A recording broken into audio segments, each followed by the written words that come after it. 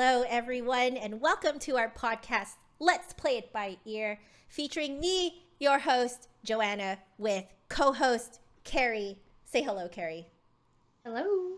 Excellent. All right, so today we are talking about myths, musical myths, and we are busting them for you guys. So telling you guys how it really is. In fact, I would say that some of you guys know these myths too. So if anything, this is also for you guys to feel validated. All right. So if not, you'll find out something interesting, hopefully. Exactly. So, okay. So we're going to start first with some common myths that we come across. So, Carrie, what are some common myths that you have heard of that we can bust today? Classical music is boring. It's only for the elite. It's old. I guess you can encapsulate that in one word. Yeah. Okay. Here's the weird part is that classical music is old. That is true. You know, it is, can be hundreds of years old. If you count modern music, the modern era as part of classical music, it's still like 50 years old. I would say that I also have been kind of, I guess, brought up with that attitude as well, that classical music is for the elite. It makes you high class. And also it's really boring because I really did not have any friends at school, when I was in high school, in middle school, etc., that shared my love of classical music. I just never talked about it with anyone because I just kind of assumed that everyone thought it was boring. Actually, random question that I just thought of, sorry. Other than you in your graduating class, was there anyone else who went on to music school? Yeah. I think some people who actually took IB music. IB is International Baccalaureate. It's one of those accelerated programs you can take in high school. And I think some of them did actually go into music. I just didn't take IB music. Okay. So everyone knew me as a visual artist because I took IB art. But you are a very good visual artist. Oh, thank you. But yeah, definitely people thought I was crazy going into music school because they really didn't even think that I was a musician. Like, most people had no idea I even played the flute until I played at our graduation ceremony in high school. Like, a lot of people just had no idea I even played the flute until that day. And they're like, "You play the flute?" And I'm like, "Yeah, I'm kind of gonna go to school for this soon, like," and they're like, "What?" So yeah, but I kind of kept it to myself, I think, actually, because of this myth that like, in reality, what was happening was I was always going to like youth orchestra, actually Vancouver Academy of Music. On Friday evenings. That was when rehearsals were at that time. And I would just leave school as soon as school ended, and then my parents would pick me up and we'd drive to Vancouver Academy of Music every Friday. And then every Saturday morning, my parents would drive me to North Vancouver to take private flute lessons. That was my high school. Yeah, that was my high school weekends. Like, that was what I did, and no one knew I did it because part of me was like, are they gonna think I'm like super boring and like, super elitist and whatever, like, I didn't want to be viewed that way, so I just like didn't tell anyone. Yeah. Well, it makes sense from a teenager perspective. So, like, did you ever believe that myth? And yeah, did you ever believe that myth? Partially, yes, because I think, coming from a similar background as you, when my parents turned on classical music, they were like, "Oh, we're so cultured." But I don't know if they ever said like, oh yeah, this is only for the elite. It's just like, this is, I just think they thought it was like good music, I guess. Yep. My parents too. Very similar. Like, they would take us to go see the orchestra live. Like, Oh, they did this from when we were kids. yeah, my parents didn't know such thing. Okay. Doesn't mean they wouldn't have. It's just Right. they didn't really know about it, I think. Yeah. Accessibility and, Yeah. like, does it reach, their circles, right? Yeah. Yeah. Well, I mean, we do have one good orchestra. We do have good orchestras in Hong Kong. One one of the main ones, I guess, the Hong Kong Phil. It's a very good one. And my first classical music concerts were there with them. Oh, amazing. So it was nice. Yeah. But yeah, my parents never went with us. It was more like they go now because of what I'm doing. Oh, I see. That's so interesting. Yeah. Well, like, when was the myth busted for you? I don't think I ever believed it was boring. I did kind of agree that it's old simply because it has such a long history. Yeah. Yep. But I always thought I don't know, I just think there's something special about it. When I listen to music, I can feel it within my soul, if you want to say. It makes me feel a certain way that pop and rock music doesn't necessarily. I mean, I don't, it's not that I don't like pop or rock music, I do. It's just two very different feelings. Yeah. Yeah, I would say, like, I would almost say that listening to classical music is has a lot, like, comparatively more layers. Yeah, exactly. Yep, that's the word. Right. So, like, it's not that, oh, the more complex it is, the better it is. It's not that. Not necessarily. I think we just happen to vibe with music that has that insane depth of layers, right? Like, if you look at an orchestra score, it's like, like a huge page that's like the size of like 4 letter size pages like together at once, and the print is still super tiny because there's so many parts, and it's only one line like for that one page. Like, the insanity of the amount of layers is like, it makes it so that at least when I listen to classical music, it's like I hear different things every time. Yep. So it makes listening to it very interesting for me. Now, I totally understand if some people listen to it and they're like turned off by it because it's too many layers.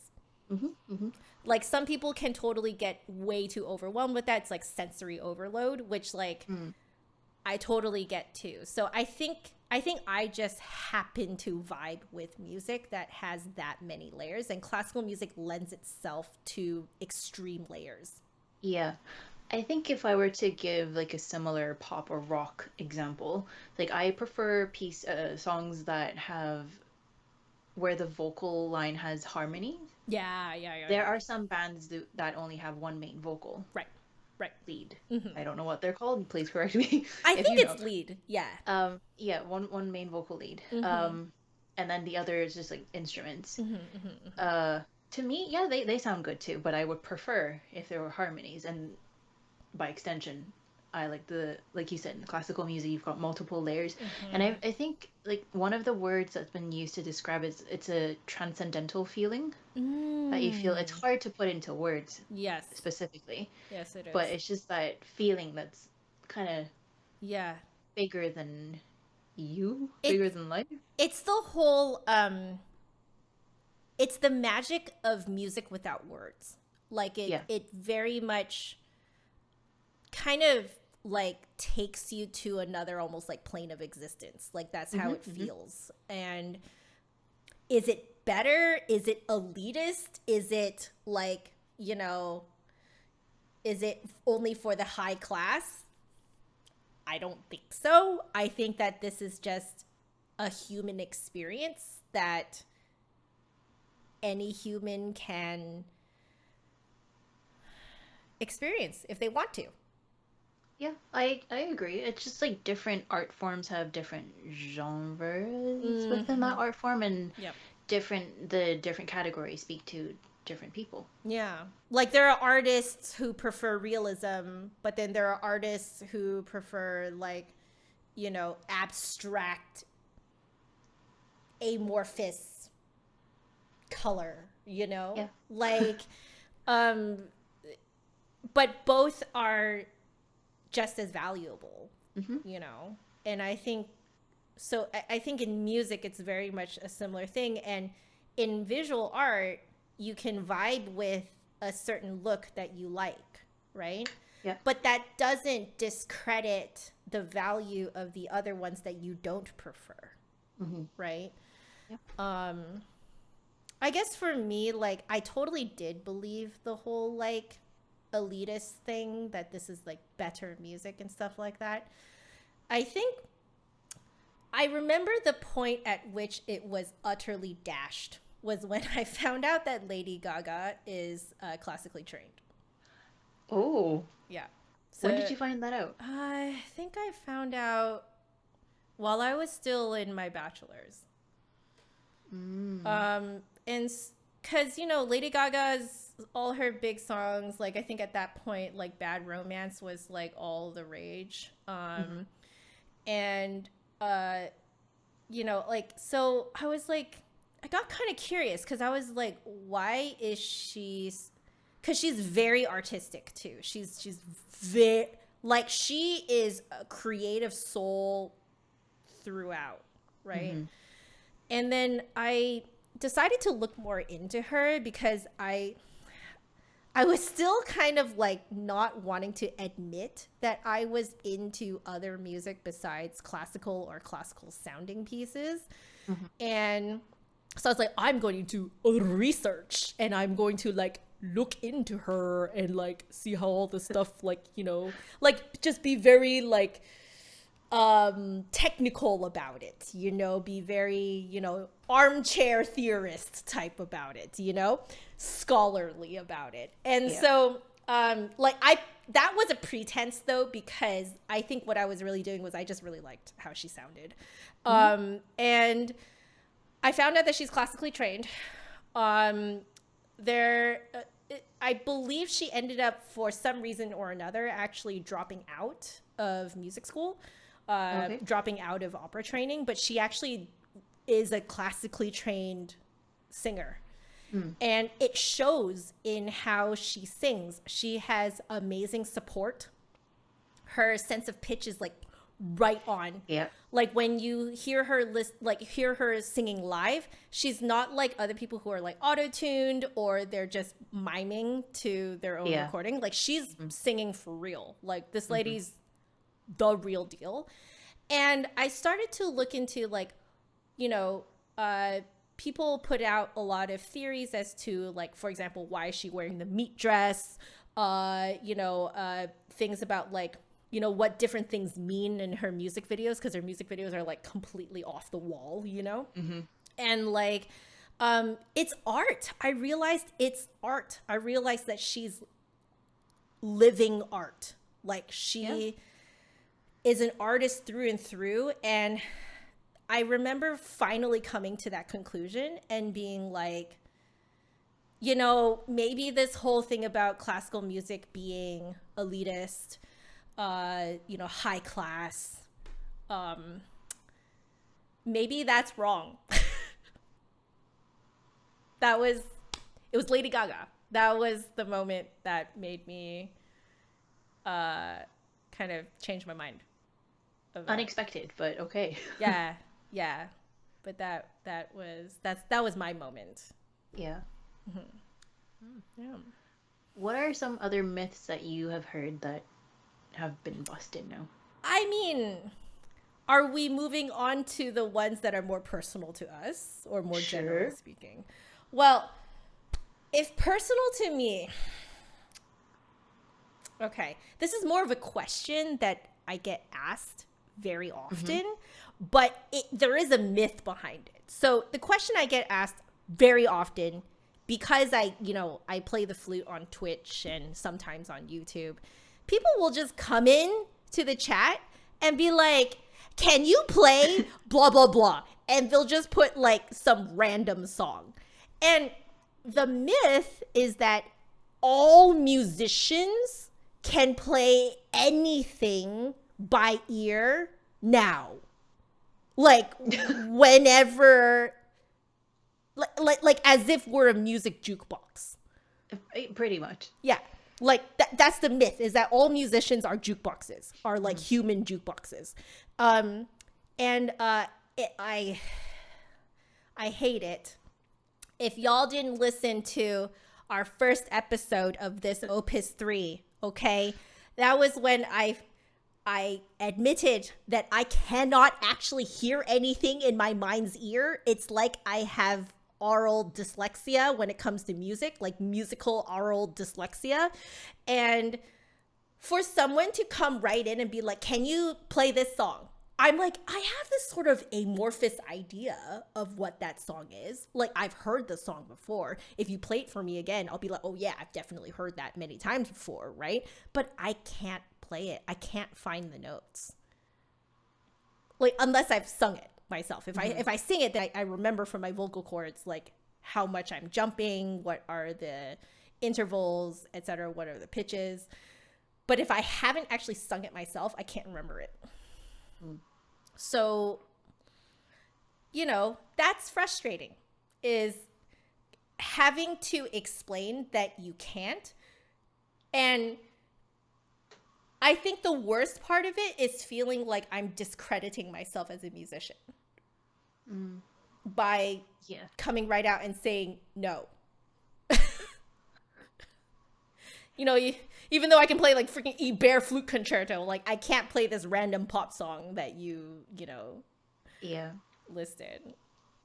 Yeah. Doesn't mean you cannot. It's just that you need time. I need time, or I need sheet music. Like I need sheet music, and like I need to actually play it. I need to like feel it. I need to like understand the vibe and feel the vibe like physically, like if you give me resources in order to be able to do that, I can play anything actually. So in that sense, I do feel completely competent as a musician, but I just cannot do the solely by ear thing. Like I just can't do it. I don't think that makes you any less of a musician, because if someone were to ask me to memorize something, I go, no. Yeah. I can play when it's in front of me. Yeah.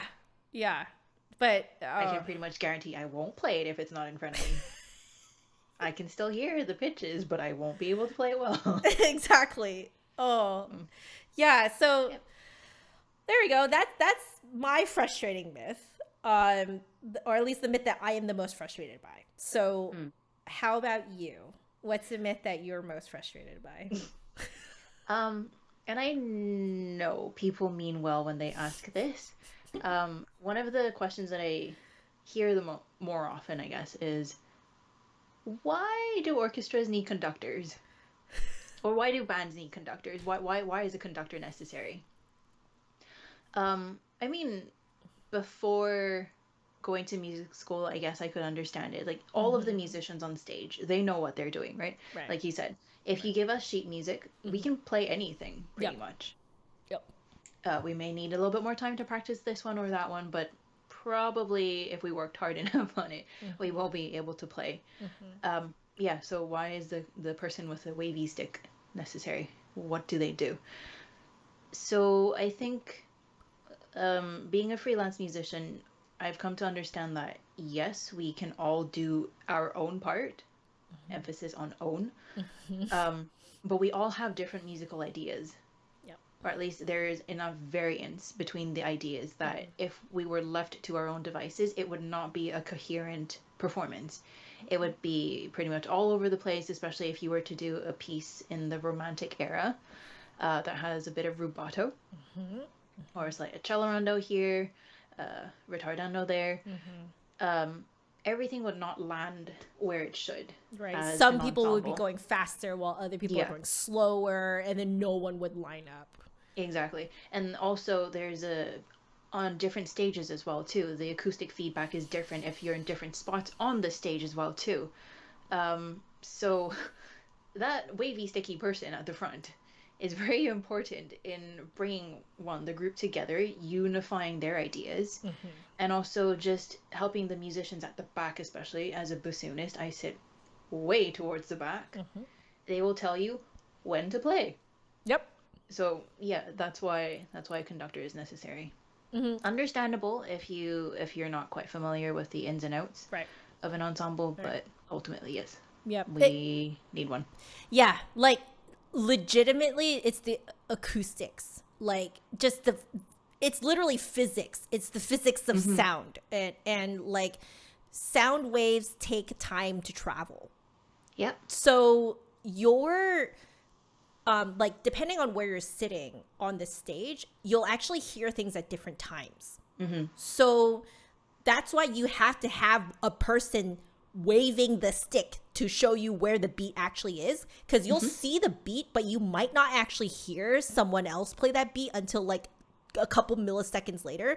But like a few milliseconds of a difference in terms of landing together is noticeable to the audience. And this is something I completely agree with you. Almost no one thinks about unless you are a musician. Yeah, I would say so. Yeah.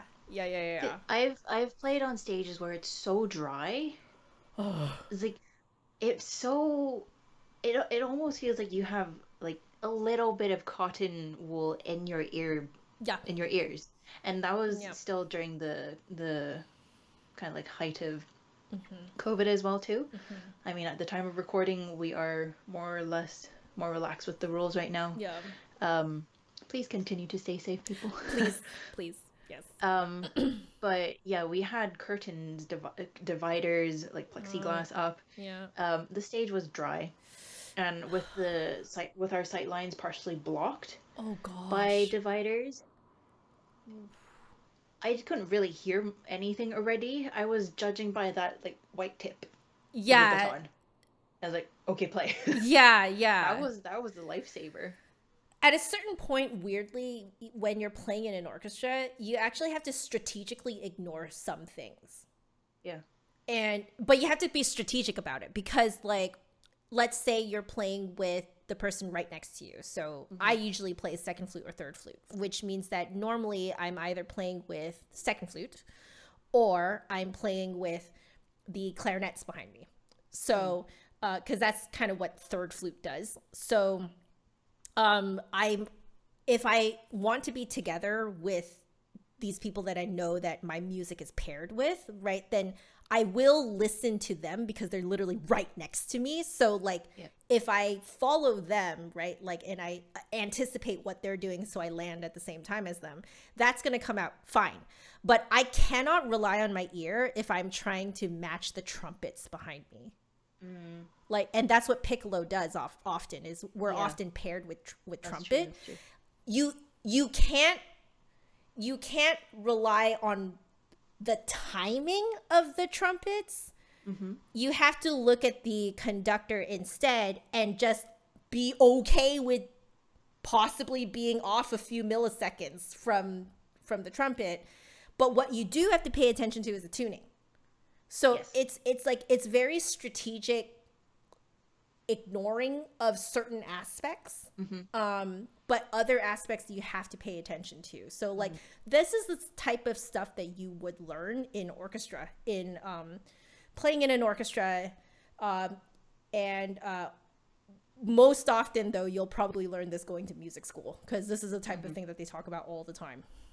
Yeah, these are things you just have to do to kind of realize and learn.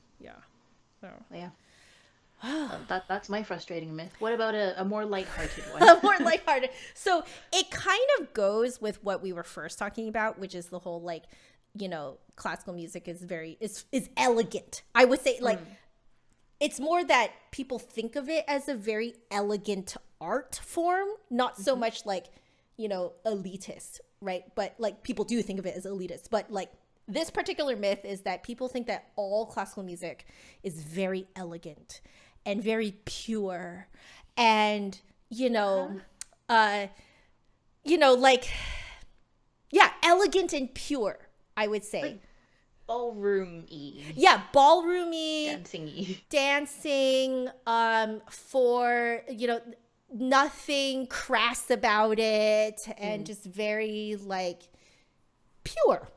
Okay? I'm just gonna say it. Okay? I am a pastor's daughter. So I'm very familiar with how people, at least in the Chinese church, view, or in many Chinese churches, how they view classical music. They do view it as this sort of like elegant art form that's like very pure and elegant and blah, blah, blah. And, you know, like, you know, you've become a classical musician. Oh, wow, you must be so like, you know, like angelic, you know, just like that type of purity and elegance, you know, is that kind of like, and you know, with the halo around you and everything. Let me tell you, I had the pleasure of busting this myth at a dinner party with these people. I totally, because they're like, oh, Joanna, you know, you're a flutist. Oh, so elegant and pure. And, you know, like, I'm so glad you're in classical music and not like, you know, a pop singer, you know, like, because they view pop singers as like, you know, oh, that's such a like dirty industry, too much sex, blah, blah, blah, you know, sex, drugs, and alcohol, blah, blah, blah. And I was like, so you think because I'm in classical music that I would not encounter sex, drugs, and alcohol? Like, first off, people have been crass with music for a very long time, okay? There's like Renaissance chamber music that emulates orgasms. I believe it's the Dying Swan, right? Yep, you know this from history class because we learned this in music history, okay? Mozart wrote a piece, pardon my language, that is lick me in the behind, okay? And, you know, like that's Mozart, okay? You know? And then... genius. Yeah. And wasn't it a... Berlioz's, what is that called? Symphony Fantastic. Symphony Fantastic, I believe, is a guy tripping on acid, isn't it? I think it's a drug-induced hallucinogenic dream. Yeah, he's basically tripping on acid, like the entire time, you know. Yeah. So like it's not, it's not it. It ain't pure. It's not pure, okay? Like, we have a long history of not being elegant, being very crass. We have a very long history of not being pure, like sex, drugs, and alcohol, all the works, you know? And I said all of this at this dinner party, and they just had nothing to say. Oh. I guess it's not explicit. No, it's not. You're right, because besides Mozart's thing and the, you know, and also the Dying Swan was a euphemism, so it wasn't like completely out there, but like, you know what was happening, you know. And so like people back then would have gotten it. You know what I mean? Like, yeah, you know, it's meant to be one of those like, oh, we're so bad, you know? Like, it's supposed to be that type of like, you know, get together where you're just kind of drunk with your friends and you're just sort of singing the song. It's salon music. It's salon music, exactly. So like, I love that. I think it's hilarious that people think that classical music is elegant and pure, because it is not anywhere near those things. Yeah, I mean, a little bit of research will show you that it's not quite. Yeah, exactly. But anyway, that's my hilarious one. How about yours? What is your favorite hilarious myth? Mine is, I think, also just because of how I process music and how my brain works. Mm-hmm. Some people say, oh yeah, classical music is so relaxing. I use it to study or to fall asleep too. Yeah, if you play me classical music, I will do none of those things for you. Mm-mm. I cannot study with No. classical music on. I will not fall asleep No. with classical music on, or any music on, actually. No. As you start Actually, analyzing it. yeah, let me just say, I will not study as well, too, with pop rock music either, because I will start singing. Yep. Um, Yep. yeah, so that's my funny one. Yeah. I mean, different people Mm-hmm. process music in different ways. Mm-hmm. And like Joanna said, if you didn't watch our first episode of Opus 3, where I explained my mind will probably automatically try and harmonize with what I hear, Mm-hmm. that is what will happen if you play music and ask me to work or sleep. You're just going to end up just sitting there harmonizing to it. Yeah. I will flat out just sing. Yeah. Because my whole body just wants to engage with the music. I think that's the thing. Like it's a natural impulse. Yeah. You can't, in a way, you can't really control it, you know? No. I have to even start drumming with my fingers or tapping my foot or just like la-di-da-di-da. Yeah. Doing silly stuff like that. Absolutely. Yeah. I find I also, like, if I want to get some real work done, Mm-hmm. I also cannot have music on. Yeah, I need silence. Yeah, because I'm just going to end up sitting there like, you know, like just basking in it, you know? Yeah.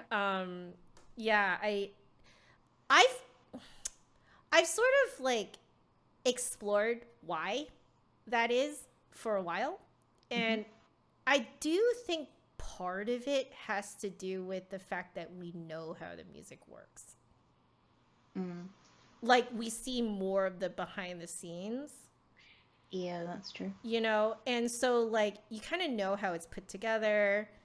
You know, you can, and because of that, I at least feel that for me, because again, I'm very technical when it comes to like how I know things are put together, right? So because I have that way of processing music, because I know technically how things are put together, it kind of ruins the magic for me. Okay. So there are some genres of music that I will absolutely refuse to learn because I want to maintain that magic. So I love listening to jazz as a result.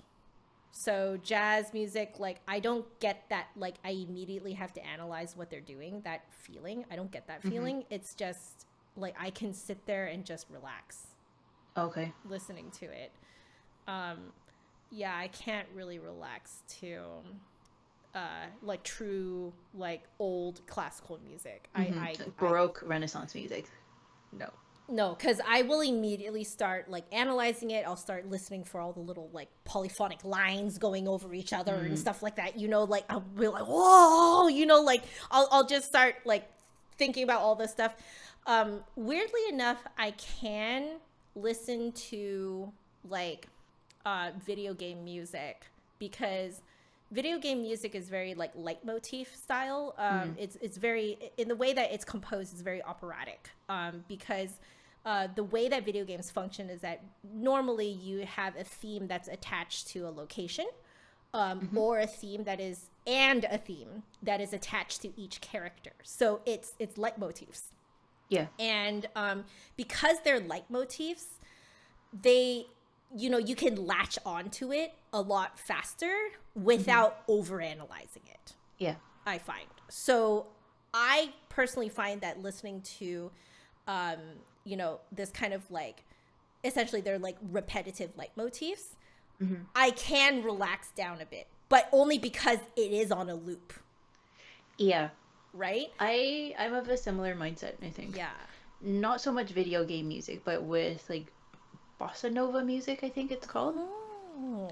I just kind of, well, not really got into that, but experienced that during lockdown because we were working from home. Yeah, yeah. And there were times I was like, okay, let's put something on in the background just to to have something to listen to. Yeah. And I come across these like really good channels on YouTube. Oh. They have really nice backgrounds too, Oh. but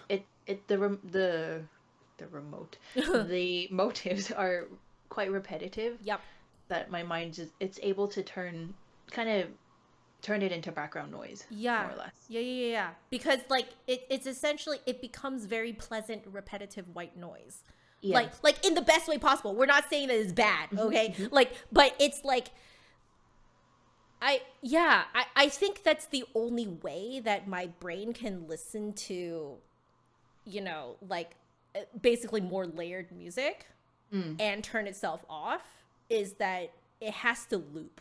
Like it has to be very repetitive, but still be pleasant to listen to, which is, you know, a very hard combo to pull off.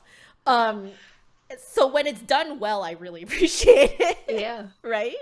Props to everyone who does that. Yeah, because I don't know how that is done. But I guess that's why both our brains busted that myth. I mean, I'm sure there are people out there who, well, there are definitely people out there who have no trouble studying, working, falling asleep to music. My husband's an example of that. He could just fall right asleep to it. Yeah. And I just look at him. How? Okay. There's only... No, I turn off. So there was one time though that I did nearly fall asleep to music, and it was when I was waiting to play, because I was playing piccolo for this. So I was waiting to play in the Romeo and Juliet overture, and I like it's because it was like a repetitive theme for a while, and I'm also repeating counting to myself. So like it's that repetitive nature of 1 2 3 4 2 2 3 4, and that kind, I think I put myself to sleep because I was sort of basically putting myself in a trance, you know, like by doing this very even spacing of counting. Yeah, I nearly fell asleep on stage. I like had a moment where I was like, oh, like I just kind of like, and John, my husband, saw me do that from where he was sitting. So like afterwards he's like, did you almost fall asleep? And I'm like, yeah, I did. What are you talking about? I'm so into the music. But yeah, it has to be like repetitive in nature. So if it's repetitive, or it's repetitive for a while, like some of the slower movements of some pieces, they do tend to have that repetitive nature to them. And yeah, I do find myself kind of relaxing down and falling asleep to those ones. But then they'll always like kind of like have a like sforzando chord coming out of nowhere, and you're you know, I'm back. Yeah. So it's wow. I've fallen asleep kind of practicing. But again, that's a repetitive thing. Yeah. Right? I mean, it wasn't with anything. I was playing harp. Oh. And it was like, I think I was just practicing a passage, and then... Because I know my eyes closed a bit, but I was still playing. I could still hear it, and it was late at night, too. Yeah. In my defense. Yeah, you know, But that would again, do it. the repetitive nature of the... Yeah, exactly. It has to be, essentially, because what you're doing when you're drilling is you're looping. You're actually, you're just looping over and over. And yeah, that can put you to sleep. Muscle memory. Yeah, you know. Oh, man. Okay, well, what do you think? I think that's a good on place that funny note. Yes, note. I think we can sign off on this episode. So thank you very much for joining us in this second episode of our third season. We just busted some common myths. And stay tuned, because there will be a second part to this series where we are busting slightly less common myths and then sharing more myths from our personal lives as well too. So if you want to keep in touch with us, we have our website, Let's Play It By Ear.com. Oh, sorry. There we go. Let's Play It By Ear.com. And we also have our social media channels. We've got Facebook, Instagram, and Twitter. Facebook and Instagram, Let's Play It by Ear podcast. And Twitter, it is at let_ear. That is our handle. And you can hear our podcasts on anchor.fm. And if you want to get in touch with us too, if you have questions or you want to share your stories, we have our email address, let's play it by ear.podcast@gmail.com.